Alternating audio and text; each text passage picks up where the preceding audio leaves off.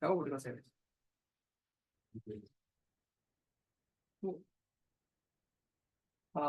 Iya.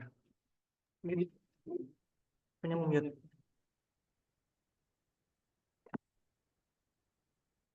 Ya, oke. Assalamualaikum warahmatullahi wabarakatuh. Di sini saya akan mempresentasikan tugas teknologi tanah, yaitu dari kami mengangkat judul pembangkitan biolistrik melalui microbial fuel cell atau biasa disingkat dengan MFC. Dengan di sini ada saya sendiri yaitu Isyam Masri Setiawan.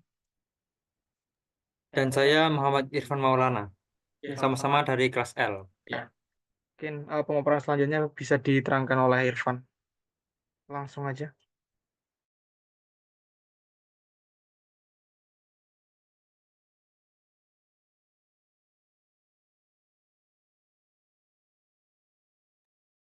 Ya, baik.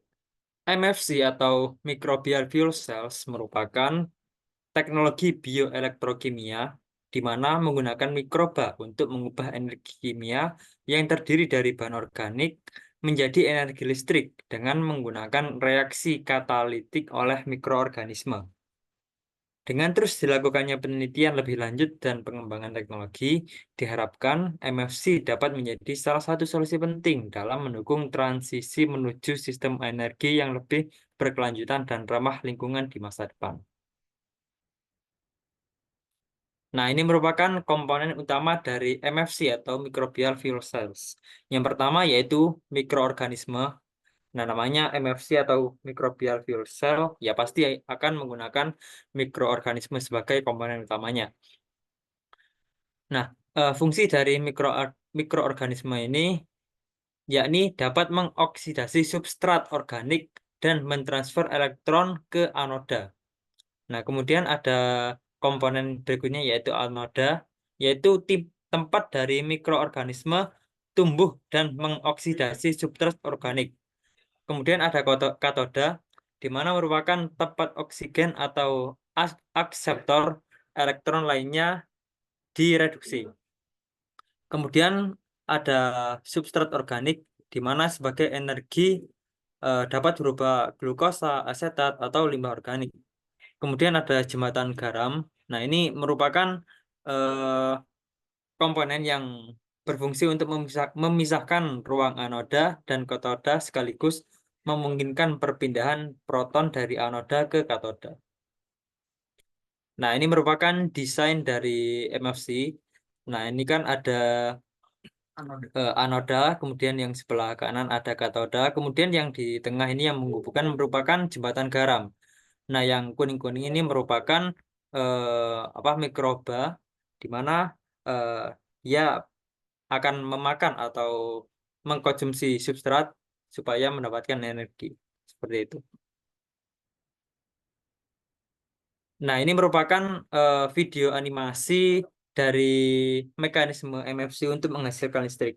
Nah, di mana yang pertama ini eh, substrat organik atau biomasa ini dimasukkan ke dalam ruang anoda MFC sebagai karbon dan energi bagi mikroorganisme.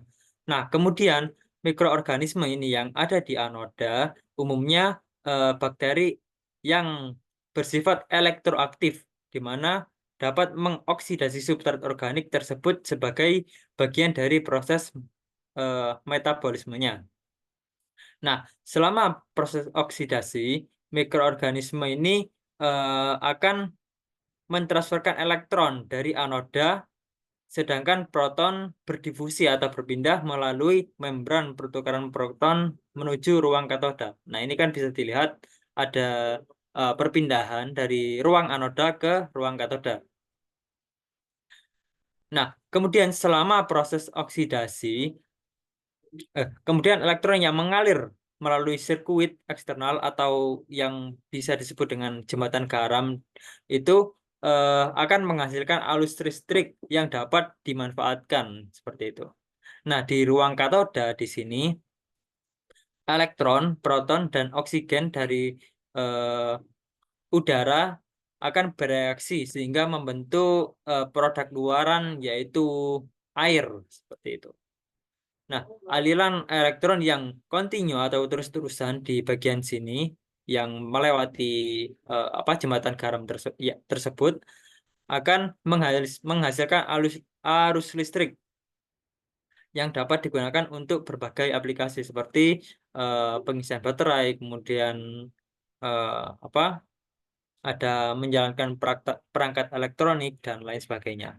Nah, adapun video animasi ini kita peroleh dari channel YouTube National Microbial Fuel Cell Research Center. Oke. Nah, ini ada salah satu contoh dari penelitian yang dilakukan oleh Qi et al. Tahun 2024. Nah, ini MFC memanfaatkan Pseudomonas berjenis Putida B62 sebagai eksoelektrogen, di mana menggunakan karboksilat. Nah, karboksilat ini ada asetat dan laktat. Kemudian menggunakan karbohidrat. Nah, ini ada glukosa dan fruktosa sebagai substratnya. Jadi keempat senyawa itu atau bahan itu bisa digunakan sebagai energi bagi mikroorganisme untuk menghasilkan listrik.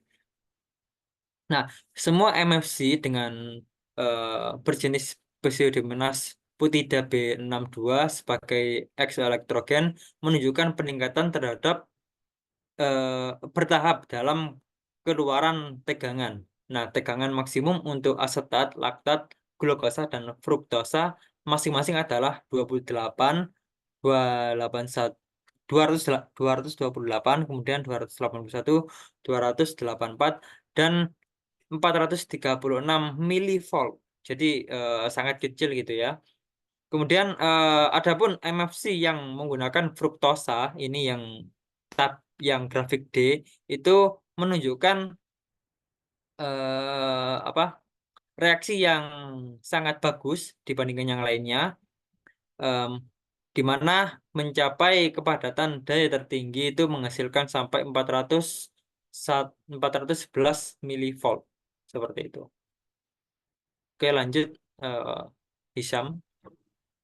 Ya, terima kasih. Menindaklanjuti dari pemaparan yang tadi, ini ada nilai rata-rata tegangan yang dihasilkan MFC selama periode 30 hari, yang mana dari kajian 30 hari sendiri ini, kajian proses pembentukan tegangan listrik dikutip dari Quezada dan Alvezad dan kawan-kawan 2023 sebagai bentuk referensi pembahasan dengan judul pembangkitan biolistrik melalui sel bahan bakar mikroba menggunakan bakteri Serratia fonticola dan ragi Rhodotorula glutinis, yang mana dari pemantauan harian tegangan dan arus listrik dilakukan dengan menggunakan multimeter merek Prasek Premium PR85 dengan indikator pH meter 110 series oktan, dan juga konduktivitas listrik dengan conductivity meter CD nilai 430 L dan hambatan menggunakan sensor energi. Yang mana di sini untuk gambarnya sendiri itu ada dua keterangan, mulai dari voltage dan juga current. Kalau teman-teman tahu di sini itu merupakan tegangan dan juga arus yang dihasilkan oleh MFC. Pada gambar tersebut menunjukkan nilai rata-rata tegangan yang dihasilkan MFC selama periode 30 hari. Grafik tersebut menunjukkan bahwa tegangan maksimal yang dihasilkan oleh bakteri Serratia fonticola adalah 0,53 seperti pada gambar yang di voltage yang A, dan untuk arus yang dihasilkannya sendiri itu 0,01 volt pada hari keempat hingga ke-8 dengan nilai tegangan minimum yang tercatat sebesar 0,37 berbanding dengan tegangan yang dihasilkan yaitu 0,1 volt pada hari ke-29 dan hari ke-30. Sedangkan pada uji coba indikator yang lain menggunakan bakteri ataupun biasa kita kenal menggunakan ragi, dengan nilai yang pertama pada hari keempat yaitu terdapat nilai 0,55 berbanding dengan 0,2 volt untuk arusnya. Dihasilkan pada hari keempat dan nilai tegangan minimum mencapai 0,3 berbanding 0,04 dihasilkan pada hari ke-30. Rugi-rugi tegangan yang diamati berkaitan dengan metabolisme mikroorganisme seperti yang dipaparkan tadi di awal. Dari proses metabolisme merupakan indikator dalam menghasilkan energi pada proses MFC ini. Penurunan pada keterangan ini itu sangat dihindari karena perolehan energi adalah diberikan oleh oksidasi substrat. Pada pencatatan pemantauan arus listrik dan diamati pada gambar 2 yang B. Nilai maksimum yang dihasilkan oleh bakteri Serratia adalah 1,76 berbanding 0,16 pada hari keempat dengan ragi Rhodotorula dihasilkan 1,52 berbanding 0,01. Dari indikator ini bisa disimpulkan bahwa nilai terbesar yang dihasilkan yaitu dari bakteri Serratia. Bisa di next mengenai pemaparan grafiknya. Oke. Untuk yang selanjutnya di sini ada indikasi MFC terhadap pengaruh pH. Pada keterangan di awal tadi pada video itu juga dipaparkan bahwa penggunaan dari MFC sendiri itu membutuhkan media, yaitu media ada air juga tadi ya. Ada air juga yang mana dari indikator airnya sendiri itu indikator pH pada air itu memengaruhi dari nilai MFC dalam menghasilkan tegangan. Di sini ada sedikit keterangan mengenai mikroorganisme mempunyai pengaruh terhadap peningkatan nilai pH akibat terbentuknya elektron pada oksidasi substrat dengan sebab mikroorganisme ini dalam kasus ekstrim memakan biomasa mati di ujung nutrisi substrat karena mikroorganisme yang mati dapat terakumulasi di anoda selama operasi dari waktu ke waktu dan hal ini mengakibatkan lapisan mikroba mati juga dapat memberikan resistensi sehingga membatasi pembangkitan listrik. Oke, dari nilai-nilainya mungkin pembandingnya itu hampir sama dengan kesimpulan bahwa nilai terbaik yaitu pada uji coba bakteri Serratia fonticola yang mana dari dinding selnya sendiri itu lebih tebal sesuai dengan keterangan yang ada di sini bahwa dinding sel yang lebih tebal itu mengakibatkan resistensi bakterinya itu menjadi lebih lama dan lebih sustain. Dan dari grafiknya sendiri, untuk grafik A menunjukkan sedikit peningkatan dan juga sustainable-nya mengenai jangka waktu yang dihasilkan dalam jangka waktu tertentu untuk menghasilkan energi. Oke, next. Aku. Ya, untuk selanjutnya di sini ada pemaparan dari kesimpulan yang kami simpulkan. Microbial fuel cell atau disingkat dengan MFC merupakan temuan teknologi yang sangat menjanjikan dengan memanfaatkan aktivitas metabolisme eksoelektrogen untuk mengubah energi kimia menjadi energi listrik. Teknologi ini tidak hanya membantu dalam mengatasi masalah limbah organik, tetapi juga menyediakan energi yang terbarukan. Dengan terus berkembangnya teknologi, proses dan pemahaman lebih dalam mengenai sistem mikroba aktif elektrokimia atau di sini sedikit pemaparan mengenai MFC berpotensi menjadi solusi yang lebih efisien dan berkelanjutan dalam pengolahan limbah dan juga produksi energi di masa depan. Oke. Ya, Ya, sekian sekian presentasi presentasi yang yang dapat dapat kita kita paparkan. paparkan. Kurang lebihnya mohon maaf. Wassalamualaikum warahmatullahi wabarakatuh. Waalaikumsalam warahmatullahi wabarakatuh. Oke, presentasi kami akhiri.